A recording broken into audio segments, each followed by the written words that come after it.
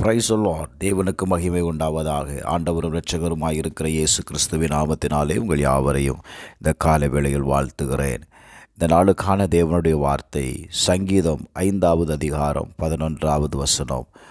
உம்மை நம்புகிறவர்கள் யாவரும் சந்தோஷித்து எந்நாளும் கெம்பீரிப்பார்களாக.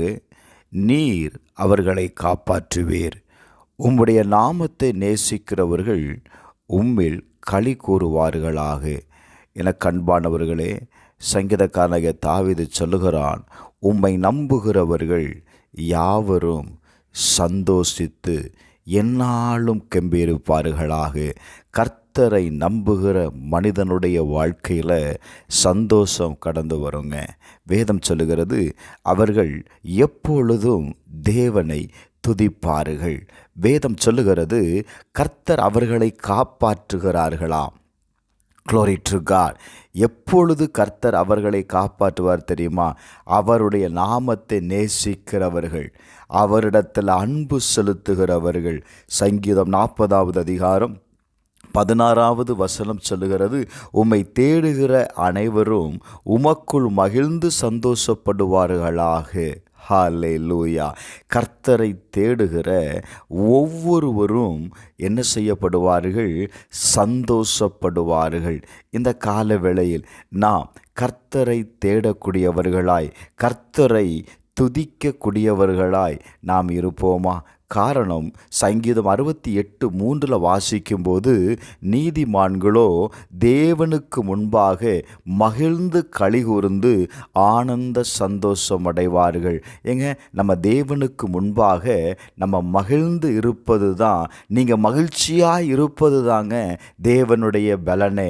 இந்த கால வேளையில் நீங்கள் மகிழ்ச்சியாக தேவனை துதித்து பாருங்களேன், நீங்கள் அவரை ஆராதித்து பாருங்களேன். வேதம் சொல்லுகிறது, சங்கீதம் 69:36வது வசனத்தில், அவருடைய நாமத்தை நேசிக்கிறவர்கள் அதில் வாசமாயிருப்பார்களாம். ஹல்லேலூயா. அப்போ தேவனுடைய நாமத்தை அறிந்திருக்கிற, தேவனை தொழுது கொள்ளுகிற நாம் ஒவ்வொருவரும் எதில் வாசமாயிருப்போம்? தேவனுடைய சந்தோஷத்தில் நாம் வாசமாயிருப்போம்.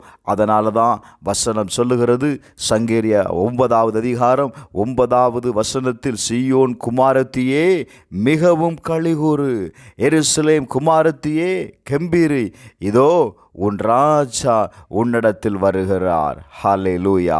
உன்னிடத்தில் உன் ராஜா வருகிறார். எதற்காக வருகிறார்? அவர் நீதி உள்ளவரும் உன்னை இரட்சிக்கிறவருமாயிருக்கிறார்.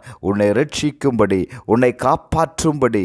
ஓ தேங்க்யூ லார்ட். இந்த நாளுடைய தேவையை உனக்கு சந்திக்கும்படி ஆண்டவர் இந்த காலவேளையில் அவர் உன்னுடைய மத்தியில் அவர் இறங்கி வருகிறார். தேவனிடத்தில் மட்டும் நீங்கள் அன்பு செலுத்துங்க. இந்த கால வேளையில் தேவனை துதிக்கக்கூடியவர்களாக இருங்க. ஹல்லேலூயா. நீங்கள் கர்த்தரை மட்டும் நீங்கள் துதிக்கக்கூடியவர்களாய் மாறிட்டீங்கன்னு வச்சுக்கங்களேன், காலையில் எழுந்த உடனே அதிகாலையில் தேவனை துதித்து பாருங்க. வேதம் சொல்லுகிறது, யாக்கோபு 1வது அதிகாரம் 12வது வசனத்தில், கர்த்தர் தம்மிடத்தில் அன்பு கூறுகிறவர்களுக்கு வாக்குத்தத்தம் பண்ணின ஜீவ கிரீடத்தை பெறுவான் என்று எழுதப்பட்டிருக்கிறது. உங்களுடைய சோதனையை பார்க்காதங்க, உங்கள் சூழ்நிலைகளை பார்க்காதங்க, கர்த்தரை முதலாவது தொழுது கொள்ளுங்க. ஹல்லேலூயா. அவரிடத்தில் அப்படியே அன்பு செலுத்துங்க. வேதம் சொல்லுகிறது, உம்முடைய நாமத்தை நேசிக்கிறவர்கள். அப்போ தேவனை நீங்கள் நேசித்தா மட்டும்தான், தேவனிடத்தில் அன்பு கூர்ந்தால் மட்டும்தான் நீங்கள் தேவனை என்ன செய்ய முடியும்? ஆராதிக்க முடியும். அப்போ தேவனிடத்தில் நீங்கள் அன்பு செலுத்தும் போது வேதம் சொல்லுகிறது, கர்த்தர் Glory to God உங்களுடைய வாழ்க்கையை சந்தோஷமடைய செய்வார். நீங்கள் தேவனால் கொடுக்கப்படுகிற சந்தோஷத்தை நீங்கள் அடைவீர்கள். ரோமர் 8:28 என்ன சொல்லுது? தேவனிடத்தில் அன்பு கூறுகிறவர்களுக்கு சகலமும் நன்மைக்கு எதுவாய் நடக்குங்க. இன்றைக்கு இந்த கால வேளையில் ஆவியானவர் சொல்லுகிறார், தேவனிடத்தில் அன்பு கூறுகிற உங்கள் ஒவ்வொருவருக்கும் சகலமும் நன்மைக்கு எதுவாக நடக்கும். செபிப்போமா? பரலோக பிதாவே, இந்த கால வேளையில் உம்மை துதிக்கிற, உம்முடைய முகத்தை நோக்கி பார்க்கிற ஒவ்வொருடைய வாழ்க்கையிலையும் ரோமர் 8:28 ஆண்டவரே, சகலமும் நன்மைக்கு ஏதுவாக நடக்கட்டும். உம்மை நம்புகிற யாவர்களும் சந்தோஷம் அடைவார்களாக. நீர் அவர்களை காப்பாற்றுகிறீர். நீர் அவர்களை களிகூற பண்ணுகிற தேவனாயிருக்கிறதற்காக உமக்கு நன்றி செலுத்துகிறேன். இயேசுவின் நாமத்தில் ஜெபிக்கிறேன் நல்ல பிதாவே, ஆமென்.